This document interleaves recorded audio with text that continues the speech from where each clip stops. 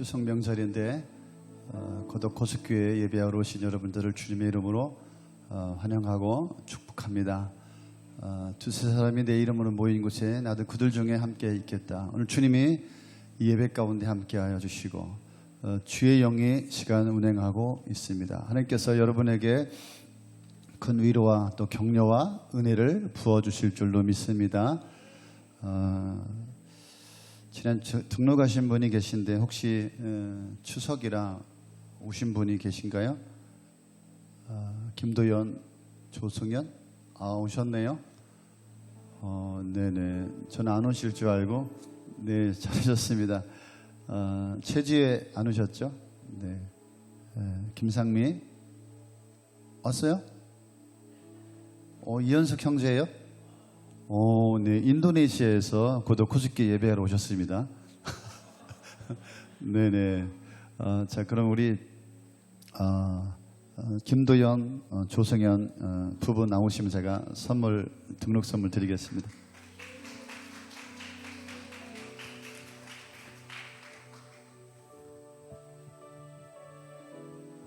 김상미 자매님은 밑에 있어요? 아이들 때문에? 네네네. 이쪽에. 네. 자, 사진 좀 한번 누구 찍어주세요. 가까이 오세요. 예. 저를 너무 무서워하는 것 같아요.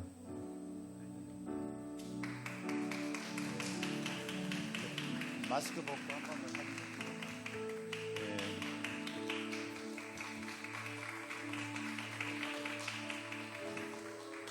네, 박수 감사합니다. 카타르에서 왔고요. 승무원이었대요. 이현석 형제님 우리 와이프도 카타르 승무원이었잖아요. 예, 잘 알 수도 있을 것 같아요. 막 쳐다보는데 우리 하연이 나연이가 수족구병이 좀 생겨서 아파서 못 왔죠. 지난주에 우리 상미 자매님 예수영전 모임하면서 감동을 받고 눈물을 흘리고 다음 주에 세례 받아요. 인도네시아에서 우리 아내를 위해서 그렇게 기도하더니 주께서 응답하시고 역사하여 주셨습니다. 너무 감동스러워요. 예수는 안 믿던 아내분이 이렇게 몇 년 걸렸어요? 6년? 네, 6년 만에 아내분이 교회를 나오게 되었고 영접하게 되었고 세례까지 받으니까 저는 정말 감동이에요. 자, 이 시간 예배를 위해서 또 여러분 드린 예물을 위해 제가 함께 잠깐 기도하겠습니다. 주님, 이 복된 예배, 거룩한 예배에 저희들 부르시니 감사합니다. 마음을 다하여 힘을 다하여 생명을 다하여 인생을 걸고 예배합니다. 우리 예배 가운데 흠양하여 주옵시고 하나님 영광을 드러내 주시옵소서. 하나님 더 만나기 원합니다. 하나님 더 알기 원합니다. 더 가까이 나아가기 원합니다. 우리 인생의 깊은 고민과 문제도 하나님 앞에 내어놓습니다. 하나님 우리에게 깨닫게 하여 주옵시고 말씀하여 주옵소서. 이 땅을 살아가면서 하나님이 기뻐하시는 하나님의 자녀로서 합당한 삶을 살게 하여 주옵소서. 하나님 이 땅에 하나님께서 풍성함과 축복을 내려주셔서 넉넉히 하나님을 찬양하며 기쁨으로 달려가게 하여 주옵소서. 예배하는 한 사람, 한 가정, 한 인생 하나님 주목하여 주옵소서. 이들에게 오늘 하나님의 음성을 들었다라고 고백하는 귀한 시간이 되게 하여 주옵소서. 하나님 우리의 마음을 다하여 귀한 예물을 드립니다. 하나님 우리가 힘들게 어렵게 벌었지만 그러나 주님께서 주신 모든 것들입니다. 하나님께로부터 왔음을 고백합니다. 뿐만 아니라 이 물질에 우리의 믿음과 우리의 신앙도 고백하여 하나님 앞에 드리오니 하나님 연락하여 주옵소서.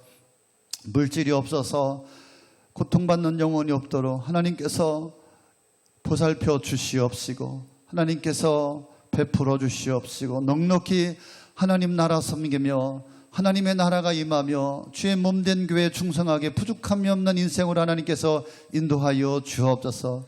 시간 성령께서 시간 운행하여 주옵소서. 우리의 마음을 터치하여 주시옵소서.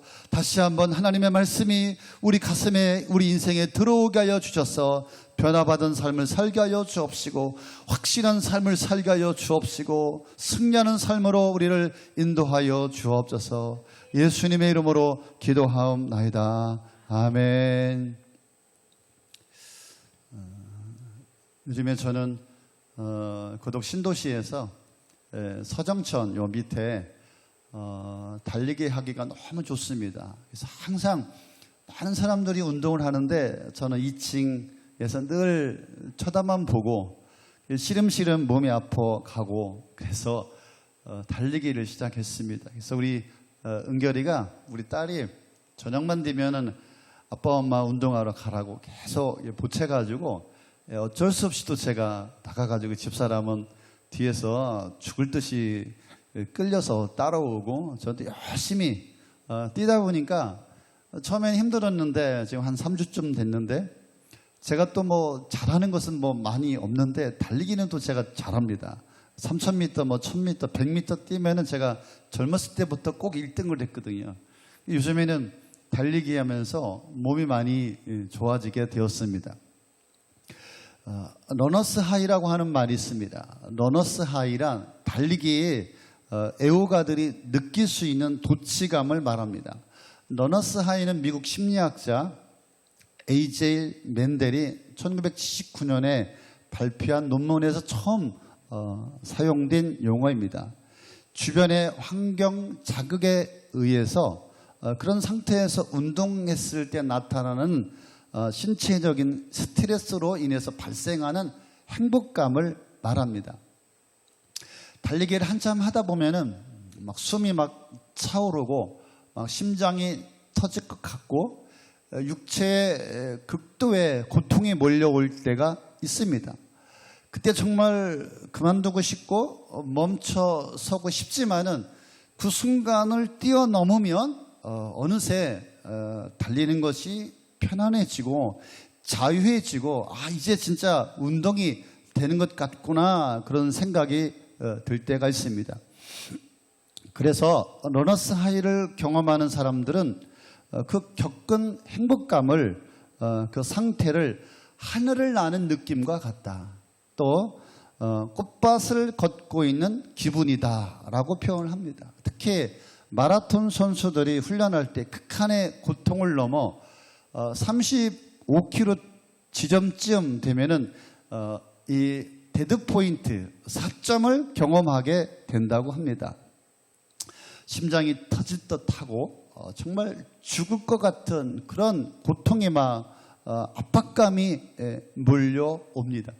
그런데 그 순간만 그 고통을 넘어서게 되면은 자유해지고 편안해지고 그래서 그 맛을 한번 경험한 사람들은 그 극심한 고통 속에서도 또 달리고 그 맛을 그 매력을 경험하였기 때문에 그 한계를 넘고 그 고통 속에서도 이기고 늘 그 길을 달려간다라고 하는 것입니다. 우리 인생은 믿음의 경주를 하는 것과 마찬가지죠. 지금 우리는 믿음의 경주를 하고 있습니다.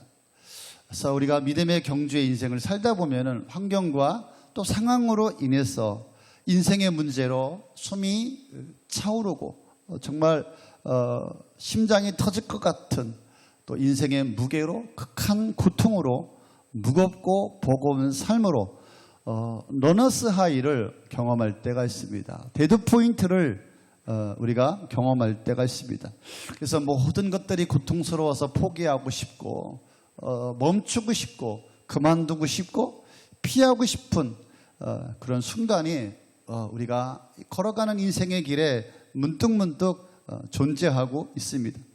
그래서 믿음의 경주에서 우리는 이 하나님의 부르심 앞에 또 순종과 또 헌신과 수고로 인해서 우리는 정말 극심한 압박감, 고통으로 포기하고 싶은 그런 순간이 찾아오죠. 또 삶의 여러 가지 문제로 정말 인생을 포기하고 싶고 그만두고 싶고 정말 쉬고 싶고 도망치고 싶고 숨고 싶은 그런 순간이 우리 가운데 찾아올 때가 있습니다. 그런데 제가 말씀드린 것처럼 러너스 하이, 그 고통을 견디어 그 사점을 뛰어넘으면 어느 날 편안해지고 자유해지고 소망이 있고 정말 하나님의 은혜가 부어지고 축복과 정말 행복과 승리의 인생을 걸어갈 수 있다라고 하는 것입니다. 여러분, 데드포인트를 만나셨습니까? 아니면 지금 러너스 하이를 경험하고 계십니까? 조금만 더 인내하시고 견디시기를 바랍니다. 오늘 말씀해 보니까 우리 예수님도 광야에서 데드포인트를 경험하고 계셨습니다. 러너스 하이를 겪고 있시죠. 우리만 경험하는 것이 아니라 예수님도 이 고통과 이 극도의 힘든 상황을 경험하면서 마침내 모든 시험을 이기시고 그래서 우리에게도 견딜 수 있다, 감당할 수 있다, 승리할 수 있다, 넘어설 수 있다, 모든 시험과 유혹을 우리는 감당할 수 있다, 우리 주님께서 우리에게 가르쳐주고 계신 것이죠. 이 데드포인트를 경험한 그런 인생, 그런 사람, 그런 믿음, 얼마나 감사와 기쁨이 넘치겠습니까? 그죠? 승리 인생을 살아갈 수가 있을 것입니다. 그렇기 때문에 우리는 믿음에 있어서 반드시 이기는 삶, 승리의 삶을 살아가기 위해서는 광야의 시험, 데드포인트를 넘어 러너스 하이의 상태에서 우리는 살아갈 필요가 있는 것입니다. 자, 오늘 본문 1절에 보니까 그쯤에 예수께서 성령에 이끌려 광야로 가셔서 악마에게 시험을 받으셨다. 인상이 깊더라고요. 저는요. 그쯤에 어떤 때입니까? 이 광야의 시험을 받기 바로 전에 우리 예수님께서는 요단강에서 세례를 받으시고 물에 올라오실 때 그때 하늘이 열리고 하나님의 영이 비둘기같이 내리고 하늘에서 음성이 들립니다. 너는 내 아들이다. 너는 내 사랑하는 아들이다. 내가 너를 기뻐한다. 내가 너를 좋아한다. 예, 하늘이 열리고 성령이 내려오고 하늘에서 음성이 들렸습니다. 너는 내 아들이다. 내가 너를 좋아하고 너를 기뻐한다. 이러니 예수님의 상태가 얼마나 충만한 상태였어요. 하나님의 기름 부으심이 임하고 하나님께서 너는 내 아들이다. 공식 선언이에요. 너는 나의 아들이다. 내가 보낸 메시아이다. 예수님의 존재에 대해서 종지부를 찍어주는 그런 말씀이시죠. 마찬가지죠. 우리도 신앙생활을 시작하였을 때 정말 세례를 받을 때 하나님의 영이 우리 가운데 부어지고 하늘에서 음성이 들리죠. 너는 내 사랑하는 아들이다. 내 사랑하는 딸이다. 내가 너를 기다렸다. 내가 얼마나 너를 기뻐하고 좋아하는지 모른다. 너는 나의 자녀다라고 하나님이 우리에게 말씀해 주십니다. 하늘의 문이 열리고 하늘에서 음성이 들리는 그 은혜 속에서 우리가 충만함 가운데 살아갑니다. 그런데 그 믿음의 시작, 영적인 삶에서 성령에 이끌려 광야로 가셔서 악마에게 시험을 받았다. 이상하죠? 예, 우리는 그냥 말씀을 읽으면서 대충 그냥 뛰어넘습니다. 어떻게 성령에 이끌려 광야에서 악마에게 시험을 받았냐? 아니, 성령께서 우리를 축복의 현장으로, 그죠? 우리를 기쁨의 현장으로 풍성한 삶을 우리를 이끌어 주셔야지. 어떻게 성령께서 우리를 광야에 이끄셔서 악마에게 시험을 받게 하신다, 그런 말씀입니까? 인간이 살아남을 수 없는, 물이 없고 먹을 것이 없는 척박한 광야로 이 성령께서 인도하셨다라고 하는 것이죠. 우리는 이 사실을 받아들이기가, 납득하기가 참 어렵습니다. 하나님, 내가 예수를 믿었는데 어떻게 축복의 인생이 시작되어야지 어떻게 광야로 나를 몰아넣어서 시험을 하시냐, 이 말이죠. 그렇습니다. 우리는 하나님의 특별한 은혜를 경험하고 하늘이 열리고 비둘기같이 성령이 임하고 하나님이 자녀로서 인정받고 너는 내 아들이야, 내 딸이야 해서 은혜 속에 우리가 신앙생활을 시작하려고 할 때 성령의 이끌림을 받아 광야의 시험을 받게 된다라고 하는 것입니다. 그렇습니다. 우리 믿음은 꽃길만 있는 것이 아니에요. 교회 나와서 예배드리고 새벽에 나와서 기도한다고 우리의 삶에 정말 탄탄대로 정말 안 되던 일이 막 되어지고 사업의 문제가 막 풀리고 막 모든 병들이 낫고 정말 인생의 모든 고통과 괴로움과 절박함이 다 떠나가고 자유해지고 하나님의 막 축복이 소망이 부어지는 그런 희망만 있는 것이 아니라 이 말이죠. 어떻게 예수 믿었더니 세례를 받았더니 생명의 삶을 13주 동안 열심히 수료했더니 이게 웬일, 인생이 더 꼬이네, 더 인생이 안 되네, 이게 어쩐 일이지, 이게 무슨 일이지 의아해하고 우리는 괴로워합니다. 성령께서 광야로 내몰았다. 성령은 우리를 광야로 내모십니다. 우리가 예배를 마치고 저 문만 열고 나가면 세상은 광야입니다. 악마가 우리를 기다리고 있습니다. 많은 문제와 시험과 괴로움과 고통과 갈등과 유혹과 근심과 염려가 우리 인생 가운데 덮치게 됩니다. 그래서 믿음이란 무엇입니까? 광야 같은 세상에서 시험과 고뇌와 문제와 고통 속에서 마음을 지키는 거예요. 우리의 믿음을 지키는 것이에요. 극심한 고통 속에서 견디고 뛰어넘고 그 한계 속에서 믿음을 잃지 않고 살아갈 때 그 뒤에 찾아오는 편안함, 자유함, 소망, 그 은혜와 기름 부으심과 충만함과 하나님의 축복이 시작되어지는 거예요. 우리는 반드시 데드포인트, 4점을 넘는 그 단계가 필요하다. 그래서 성령은 우리를 광야로 악마에게 내던져 주시고 우리를 시험케 허락하신다라고 하는 것입니다. 그런데 마귀가 시험하지만 이 세상의 광야 가운데 성령이 함께 계시다고 하는 것을 잊지 않기를 원합니다.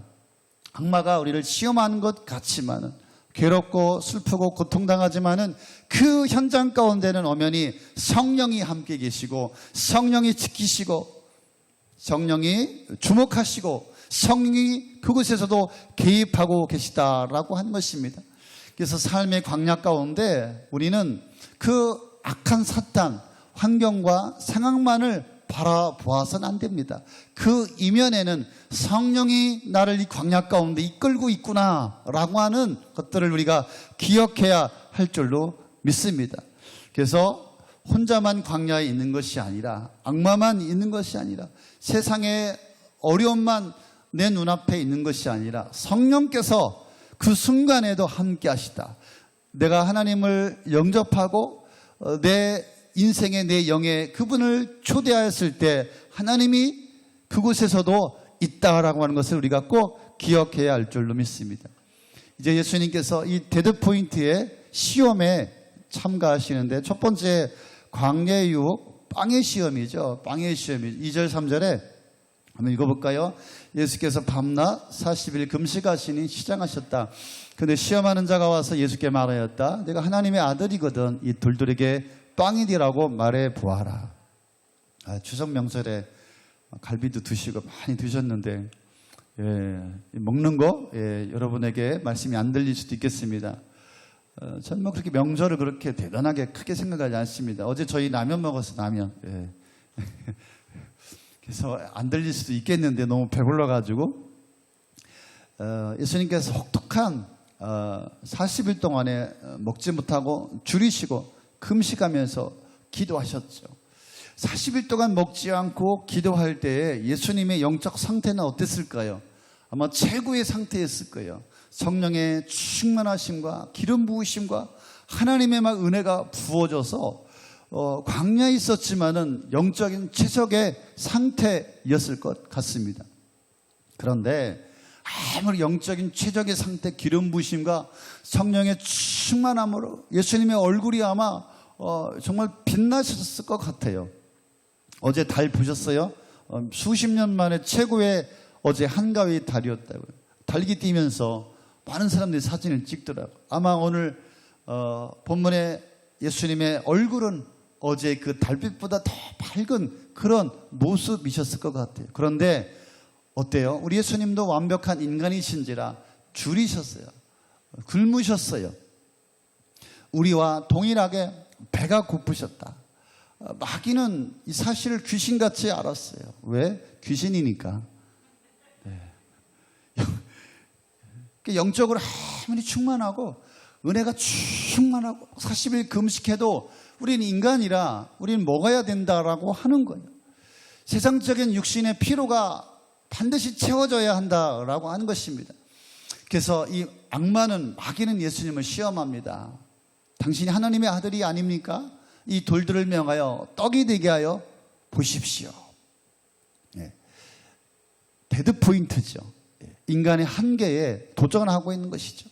광야에서 물도 못 먹고 음식도 못 드시고 밤낮을 줄이셨다. 돌을 떡을 만들 수 있는 충분한 능력이 우리 예수님에게는 있으셨어요. 왜? 우리 예수님은 인간이셨지만 또한 전능하신 하나님이셨어요. 마귀는 교묘하게 약점을 파고듭니다. 왜? 육체의 필요에 이렇게 마귀는 집중하도록 예수님을 공격하고 있는 것입니까? 예수님의 이 신적 능력을 자기 자신을 위해서 사용해 보라라고 하는 것입니다.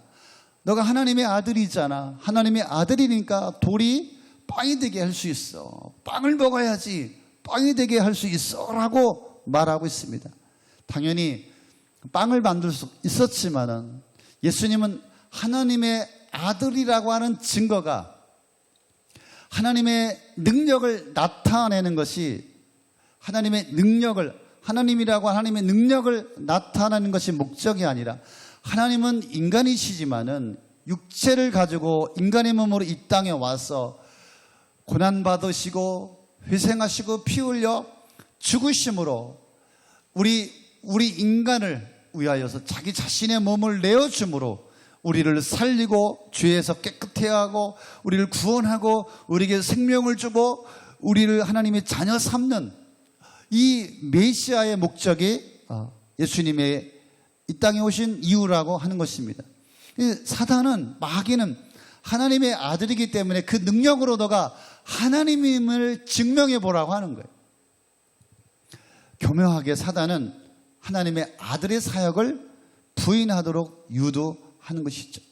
예수님도 육체적인 몸을 입고 있었기 때문에 40일 밤낮 먹지 못하여서 얼마나 배고프고 목이 마르셨겠습니까?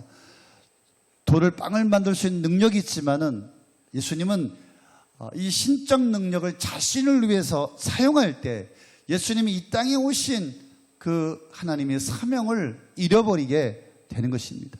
그래서 단순히 빵을 만들어 먹는 문제가 아닌 것이죠. 그래서 예수님께서는 마태복음 6장 33절에 먼저 그 나라와 그 의를 구하라. 그래야만 모든 것을 너에게 더하겠다 약속하시죠. 그래서 우리가 인생을 살아가면서 우리가 시험을 넘어야 하는데 먼저 할 것이 있다. 우선된 가치가 있다라고 하는 것이죠. 사단은 자꾸만 이 순서를 바꿔 먼저 먹고 그 다음에 구하라. 먼저 먹는 거 먼저 해결하고. 사단은 그렇게 말하는 거야. 하나님의 나라를 구하지 말라고 하는 게 아니다. 그런데 너가 먼저 살고 먼저 먹고 문제가 해결되어지고 네가 편안해지고 네가 아무 문제가 없고 그때 여유가 있을 때 그때 하나님의 나라를 구해도 돼. 네가 그때 교회를 찾아도 돼. 그때 교회를 나가도 돼. 그때 하나님을 찾아야지. 네가 지금 죽을 것 같잖아. 네가 지금 못 먹고 살잖아. 너 인생에 문제가 있잖아. 하나님의 문제가 아니야. 하나님의 나라 무슨 얼어 죽을 하나님의 나라야. 무슨 봉사야. 네가 무슨 직분자야. 네가 먼저 먹어야지라고 사단은 우리에게 끊임없이 도전하고 있는 것입니다. 그래서 우리는 예수님의 대답을 기억하십시오. 예수님은 분명하게 정확하게 말씀하십니다. 사람이 빵으로만 살 것이 아니다. 하나님의 입에서 나오는 말씀으로 살아라 라고 예수님은 대답하고 있습니다. 이스라엘 민족에게 광야에 40년 동안 똑같죠. 예수님도 40일 줄이셨는데 이스라엘 백성들도 40년 동안 광야에서 그들은 먹지 못하였지만 그러나 하나님께서 만나와 메추라기로 그들을 먹이시죠. 왜 하나님께서 만나와 메추라기를 그들에게 주셨죠?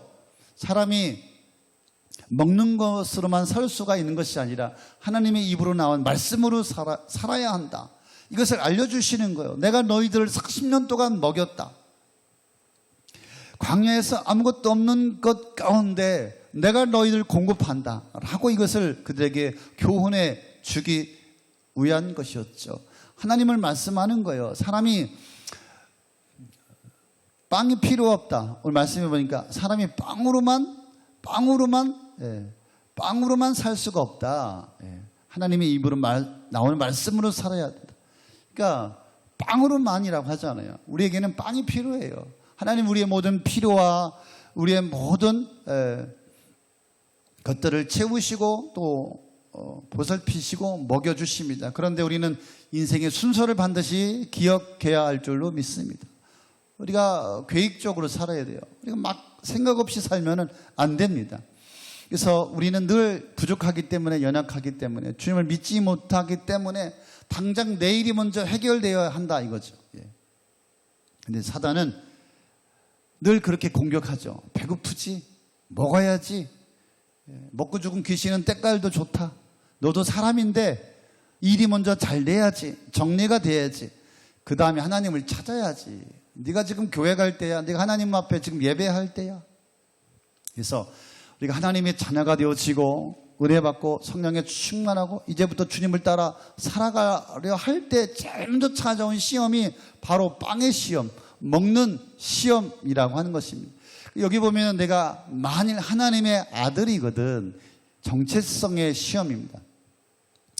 메시아는 돌을 떡으로 만들어 배고픔을 채워야 하는 존재라고 이 마귀는, 이 악마는 도전하고 있는 것이죠. 우리 예수님은 빵의 메시아가 아닙니다. 우리 인생의 배고픔만을 채워주기 위해서 오신 분이 아니십니다. 그렇다면 지구상의 모든 못 먹는 사람이 없어야 되죠. 예수님이 사역할 때도 이스라엘 그 나라에는 가난한 자들이, 먹지 못하는 자들이 있었습니다. 우리 인생의 배고픔을 해결해 주기 위해서 오신 것이 아니라 궁극적으로 우리 인생에 하나님의 영원한 생명을 주기 위해서 오셨다. 그래서 여러분, 그 나라와 그 일을 구하십시오. 그러면 더 하신다. 하나님께서 분명히 약속해 주셨습니다. 인생에서 가장 우선순위가 무엇인지 결정하시기를 바랍니다. 선택하시기를 바랍니다. 여러분이 누구인지, 누구의 자녀인지 기억하시기를 바랍니다. 그럼 하나님께서 반드시 책임져 주실 줄로 믿습니다. 자, 이 시험을 넘으니까 사단이 또 교묘하죠. 작전이 안 맥히니까 다른 묘책을 구합니다. 두 번째 예수님의 데드 포인트죠. 광야의 유혹, 보호의 시험이죠. 5절 7절 한번 보겠습니다. 그때 악마는 예수를 그 거룩한 도성으로 데리고 가서 성전 꼭대기에 세우고 말하였다. 내가 하나님의 아들이거든 여기서 뛰어내려 보아라. 성경에 기록하기를 하나님이 너를 위하여 자기 천사들에게 명하실 것이다.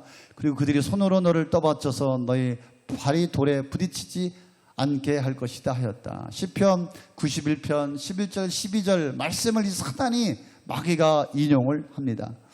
하나님의 아들이거든 너가 성전 꼭대기에서 뛰어내릴 때 천사가 너의 발이 돌에 부딪히지 않게 보호하여 주실 것이다. 이 말이에요. 너가 어떤 상황 속에 있을지라도 하나님이 보호받는 하나님의 아들임을 너가 증명해 보아라.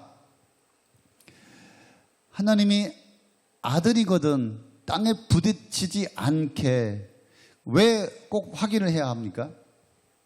예수님과 하나님과의 관계를 의심하게 하는 것이죠. 당장 요거를 들어주시는 것에 따라서 하나님을 판단해 볼 수 있다라고 하는 것이죠. 하나님과 예수님과의 관계를 의심하게 되면 예수님은 십자가를 질 수가 없어요. 그 길을 갈 수가 없어요. 만약 돌에 부딪히지 않게 확인해 주면은 내가 아버지의 그 사랑을 믿고 내가 십자가를 지고 그 길을 가겠다 이 말이잖아요. 사단은 이 방법을 지금 사용하고 있는 것이죠. 늘 사단은 이런 방법을 사용합니다. 하나님의 손길을 내가 언제든지 부르면 내가 사용할 수 있다라고 하는 생각이죠. 아니, 들어주지 않는다면은 하나님은 나와 상관이 없다 이 말이죠. 이 문제만 해결해 준다면은 나는 열심히 하나님을 위해서 살겠습니다. 오늘 이 기도만 하나님께서 들어주신다면은 내가 정말 주를 위해서 고독 호숫기에서 막 뼈를 갈아서 막 충성하겠습니다. 하나님, 내가 이번에 취업만 된다면, 하나님, 내가 이번에 수능인데 시험만 잘 보게 해주신다면, 하나님, 이번에 피트니스 갔더니 그 자매가 너무 마음에 들어요. 하나님, 맨날 기도하는 거 청년이 우리 교회에 그런 청년이 있어요. 예. 하나님, 그 자매를 저에게만 준다면 저는 정말 하나님 살아계심을 믿겠습니다. 하나님을 따라가겠습니다. 하나님을 위해서 내가 살겠습니다. 그러니까 하나님과의 관계를 의심하고 관계를 시험하는 거예요. 우리는 하나님과의 관계보다 내 수준과 내 상태를 더 업그레이드 해야 합니다. 그 자매는 내가 상태가 괜찮으면 그 상대가 나를 좋아하게 될 것입니다. 그래서 우리는 막 문제를 벌려놓고 하나님을 쓰레기 치우는 하수인 정도로 생각합니다. 이 문제를 해결해 주시면은, 아버지가 나를 한 번만 도와줘. 그죠? 이번 추석이니까 아버지 찬스지. 아버지, 제가 전세 너무 올라가지고 아버지 아파트 하나 사주시면은, 아버지 이번에 정말 내가 너무너무 직장 생활하기 힘들어가지고서 이제 개인 사업을 좀 해야 되겠어요. 아버지가 좀 나를 도와주시면은 아버지를 나의 영원한 아버지로 내가 모시겠습니다. 부모님과 자식과의 관계를 자꾸 확인해 보는 것이죠. 부모님과의 사랑의 관계를 그런 식으로 확인한다면 그 관계가 올바르지 않은 것이죠. 자기의 방식대로 무엇인가 확인하고 증명이 되지 않으면 안 되는 신앙이죠. 하나님의 그 약속의 말씀을 붙잡지 못하고, 하나님의 말씀이면 충분한데 그 말씀만 믿고도 우리가 살아가면 하나님께서 역사하실 텐데 충분하지가 않다 이거죠. 그래서 사단은 예수님에게 이 관계의 시험을 하는 거예요. 예수님께서 악마에게 말씀하시죠. 주 너의 하나님을 시험하지 말아라. 아멘. 신명기 6장 16절 말씀을 이용한 거죠. 당신들은 마사에서 시험한 것처럼 주 당신들이 하나님을 시험하면 안 됩니다. 이 말이 출애굽기 17장 1절부터 7절까지 나오는데, 이스라엘 백성들이 광야를 여행하잖아요. 40년 동안에 느비딤이라고 하는 곳에 도착하였는데 마실 물이 없는 거야. 먹을 것이 없는 거예요. 그래서 모세에게 원망하고 대들고요. 하나님을 원망합니다. 우리 이렇게 이 광야에서 죽이려고 이집트의 소리를 이끌어 나왔냐? 다 죽게 생겼다. 원망하고 불평하죠. 그래서 모세가 하나님 앞에 기도하니까 하나님께서 모세에게 말씀하시죠. 호렙산 반석에 내가 서 있을 것이니 그 반석을 치면 물이 터져 나올 것이다. 그곳의 이름을 무리바라고도 하였고, 7절에 주님께서 우리 가운데 계시는가 안 계시는가 하면서 주님을 시험하였다 해서 마사라고도 한다. 주님께서 우리 가운데 계시는가? 주님께서 우리 인생에 계시지 않는가?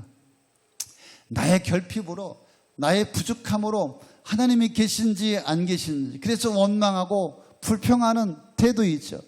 기적이 나타나면 정말 하나님이 계시고 하나님이 내 인생에 함께 하시고, 그렇지 않으면 하나님이 안 계시고 하나님이 떠났다라고 하는 생각을 하고 있는 것이죠. 지극히 자기 중심적이고 너무나 초보적인 그런 신앙의 태도의 모습입니다. 우리 인생은 하나님의 기적이 필요한 것 같아요. 난 여러분의 인생에 하나님의 기적이 나타나기를 축원합니다. 그런데 하나님은 우리 인생 가운데 기적을 주시기도 하지만 그 기적을 보여주지 않기도 하십니다. 왜? 하나님의 기적은 하나님의 주권에 달려 있는 것이기 때문에 그렇습니다. 그래서 내 마음대로 하나님을 시험하여서 이렇게 해주시면 믿고 저렇게 해주시면 안 믿겠다. 그것은 지극히 자기중심적인 생각이시죠. 하나님이 계시다면 반드시 나를 도와주셔야 합니다. 그렇지 않습니다. 하나님이 계시지만 반드시 우리의 삶에 도와주지 않을 수도 있습니다. 나의 상황 속에 여러 가지 원인과 이유가 있기 때문이죠. 그래서 문제를 해결해 주는 것이 중요한 것이 아니라, 내 인생에 기적이 일어나는 것이 중요한 것이 아니라 하나님 아버지와 나의 관계가 더 중요하다라고 하는 것입니다. 그래서 대부분 기적의 문제가 아니라 하나님과의 관계의 문제이다라고 하는 것이죠. 지나가는 옆집 아저씨한테 아저씨 내가 정말 인생에 문제가 많아서 배고파 굶어 죽을 것 같아요. 나 좀 한번 도와주세요. 예. 어떤 아저씨가 여러분을 도와주시겠어요? 또 예를 들어서 잠시 옆집에 돈 많은 부잣집 아저씨한테 아저씨 이번 한 번만 나의 아버지가 돼주셔서 나를 좀 도와주시면 어떠겠어요? 안 되는 일이죠. 그래서 공급자에 대한 신뢰 또 관계 회복이 먼저 되어야 하는 것이죠. 이 관계가 신뢰가 되어질 때 반드시 우리 삶 가운데 하나님은 인도하여 주시고 보호하여 주시고 지켜주시죠. 그렇습니다. 때로는 우리 인생 가운데 하나님께서 기적을 베풀어 주시기도 하지만 그렇지 않을 때가 많습니다. 그래서 원망하고 불평하고 하나님이 정말 이거 한 번만 도와주시면 내가 정말 잘 믿을 텐데 정말 하나님을 따라갈 텐데 그래서 하나님에 대한 의심과 돌보심에 대한 원망과 불평이 있습니다. 그래서 하나님은 우리 주님은 단호하게 말씀하십니다. 하나님을 시험하지 말라. 하나님을 시험하지 마십시오. 마지막까지 하나님께서 협력하여 선을 이루실 것을 기대하고 소망을 버리지 말고 믿음을 포기하지 말고 믿음을 잃지 않고 하나님을 바라보고 반드시 하나님이 때에 일하시고 역사하실 그 하나님을 확신하고 믿음을 하나님 앞에 드릴 수 있기를 예수님의 이름으로 축원합니다. 그래서 언젠가 내가 더 믿음으로 단단해지고 성숙해지면 왜 하나님이 내 인생에 그 기적을 베풀지 않았는지를 깨닫게 되는 날이 오게 될 것입니다. 그래서 여러분 인생을 나무만 보지 말고 그런 얘기 많이 하죠. 숲을 볼 수 있기를 바랍니다. 지금만 보지 말고 인생 전체를 바라볼 수 있기를 바랍니다. 반드시 지금 여러분이 시험과 유혹 속에서 훈련받아야 되고 이 과정을 통하여서 다시 하나님을 만나야 되는 그런 기간이라고 하는 것이죠. 그래서 하나님과 나와의 관계가 먼저이다. 그래서 예수님은 아버지에 대한 신뢰의 관계를 기억하셨습니다. 그래서 하나님 아버지를 시험하지 말아라. 그래서 하나님을 우리의 필요에 따라서 불러낼 수 있다는 그런 위험한 생각을 버리셔야 하고 내 인생의 모든 주권은 하나님께 달려있다. 사실은 우리가 인생에 많은 문제가 있지만 그렇게 내가 죽을 일은 아닙니다. 예. 다시 한번 돌아보시면은 담대하시고요. 이 순간 가운데 하나님과의 관계를 올바로 할 수 있기를 바랍니다. 세 번째는 광야육 지배의 시험입니다. 8절 9절에 보니까 이것이 안 먹히니까 또다시 악마는 예수를 매우 높은 산으로 데리고 가서 세상의 모든 나라와 그 영광을 보여주며 말하였다. 내가 나에게 엎드려 절을 하면 이 모든 것을 내게 주겠다. 모든 나라와 영광을 보여주며 나에게 엎드려 경배하면 모든 것을 주겠다. 마귀는 거짓의 아비입니다. 정말 마귀의 정체는 다 거짓말입니다. 모든 권세와 능력이 자기에게 있는 것처럼 유혹하고 대단하게 자기를 포장하고 있습니다. 그래서 예수님에게는 사실은 강력한 데드 포인트였어요. 모든 나라와 권세를 너에게 주겠다. 그 십자가 없는 영광을 취하라고 하는 것이죠. 고통 없는 영광을 얻으라고 하는 것이죠. 자기에 속한 모든 영광을 주겠다. 사단은 세 번째 유혹, 마지막 종교의 시험이죠. 마지막 한 가지 예수님으로 하여금 십자가를 지지 못하게 한 것이죠. 십자가. 사단의 결정적인 공격은 예수님의 십자가 실패하는 것이에요.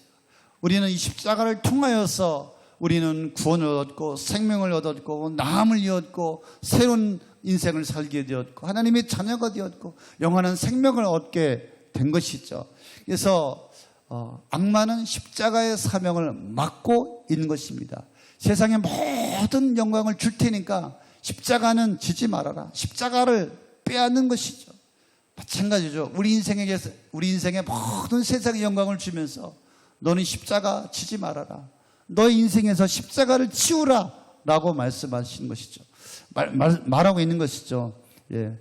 우리를 넘어뜨리려고 하는 것이죠. 나의 십자가를 이 사단이 빼앗아 가려고 하는 것이죠. 세상의 달콤한 영광을 주면서 예수님은 말씀하시죠. 누구든 나를 따라오려거든 자기 십자가를 지고 나를 따르라. 여러분, 나의 십자가는 영광인 줄로 믿습니다. 아멘. 이 모든 세상의 모든 영광을 주고 십자가를 지지 못하게 하는 거예요. 그렇습니다. 십자가는 희생이고 섬김이고 고통이고 나눔이고 또 눈물이지만, 그러나 십자가는 분명히 영광입니다. 저와 여러분의 이 십자가의 영광을 사단은 빼앗아 가려고 하는 것입니다. 고난이 없는 영광이 없는 것입니다. 이 고난을 통과하여 하나님의 영광을 임하게 한 그런 인생이 되어야 합니다. 그래서 노 크로스, 노 크라운이라고 하는 말이 여러분 기억하시죠? 십자가 없이 영광이 없는 것입니다. 우리 자꾸만 이 십자가를 지지 아니하고 영광, 하나님의 축복과 하나님의 은혜와 하나님의 풍성함만을 우리가 기대하고 바란다고 하는 것이 문제인 것입니다. 그래서 화려하고 달콤한 것만을 얻기를 원하죠. 십자가 지려고 하지 않습니다. 그러나 십자가 없이 영광을 취할 수가 없습니다. 우리는 믿음의 데드포인트를 넘어야 합니다. 그분의 부르심을 따라 그 길을 가기 위해서는 자기의 십자가를 지고 인생의 십자가를 지고 세상의 영광을 취하여서 하나님의 영광을 대체하지 않아야 합니다. 그래서 인생의 안락함, 편안함, 세상의 영광 때문에 십자가를 포기하지 않는 여러분들 되시기를 예수님의 이름으로 축원합니다. 그래서 예수님은 10절에 보니까 사단아 물러가라, 성경에 기록되기를 주 너희 하나님께 경배하고 그분만을 섬기라 하였다. 이제 마귀는 하나님의 아들이거든 이런 말도 하지 않습니다. 묻지도 않습니다. 아예 세상의 길, 세상의 권세의 길, 영광의 길을 걸어가라 라고 유혹을 합니다. 그 길에는 아예 하나님도 없습니다. 하나님의 뜻과 거룩한 사명도 없습니다. 자기가 원하고 자기가 주인되고 자기가 좋아하는 그 길, 세상의 모든 것들을 소유하고 세상의 모든 것들을 누리고 세상의 모든 것들을 지배한다라고 하는 지극히 인간적인 그 유혹으로 많은 사람들이 빠지고 넘어가지 않습니까? 그래서 세상의 권세를 얻기 위해서 마귀에게 복종하죠. 철저히 복종하죠. 그래서 우리에게 필요한 것은 단호한 거절입니다. 사단아 물러가라. 사단아 물러가라. 사단아 내 인생에서 떠나가라. 나는 오직 하나님만 경배하고 나는 오직 하나님만 섬긴다. 사단아 내 가정에서 내 인생에서 우리 자녀들 가운데서 물러가라. 떠나가라. 단호하게 우리가 명령해야 할 줄로 믿습니다. 11절에 보니까 이때 악마들은 떠나가고 천사들이 와서 예수께 수종을 들었다. 우리 인생에 이제는 귀신이 떠나가고 사단이 떠나가고 악마가 떠나가고 천사가 수종드는 인생을 우리가 살아가야 할 줄로 믿습니다. 끊임없이 우리 인생에 이 사단은, 이 악마는 계속해서 우리 인생을 장난을 칩니다. 그래서 우리가 이 데드포인트를 넘지 못하면 계속 사단에게 묶여서 우리는 사단에 조종당할 수밖에 없는 것입니다. 그래서 하나님께서 주시는 자유와 평안과 소망과 위로와 하나님의 풍성함과 축복 속에 승리 속에 살아가야 될 줄로 믿습니다. 그래서 말씀과 기도로 돌파하시기를 바랍니다. 하나님 앞에 인생을 맡겨버리는 정말 믿음의 인생이 되시기를 바랍니다. 그래서 결정하시고 결단해야 할 줄로 믿습니다. 그때에 비로소 마귀가 떠나가고 수종들게 되는 것입니다. 마귀와 예수님과의 그 싸움 가운데 언제 천사가